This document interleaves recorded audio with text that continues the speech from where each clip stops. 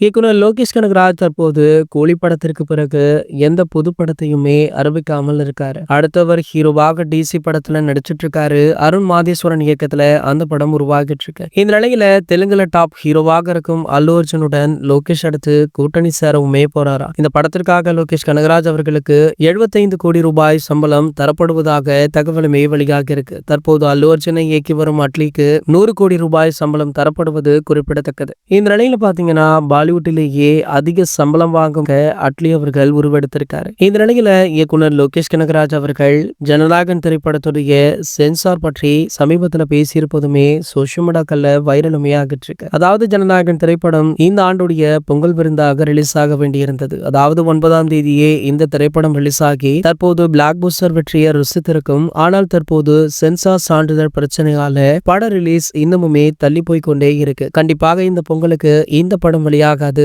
அப்படின்றது உறுதியுமே செய்யப்பட்டிருக்கு. இந்த நிலையில தற்போது லோகேஷ் கனகராஜ் அவர்கள் சென்சார் போர்டை எதிர்த்து தாவேகா கட்சிக்கும் தளபதி விஜய் அவர்களுக்குமே ஆதரவாக பேசியிருப்பது சமூக வலைத்தளங்கள்ல படு வைரலுமே ஆகிட்டு இருக்கு. இது போன்ற செய்திகளை பத்தி நீங்க உடனே தெரிஞ்சுக்க நம்மளுடைய சேனலை மறக்காம சப்ஸ்கிரைப் பண்ணிக்கோங்க.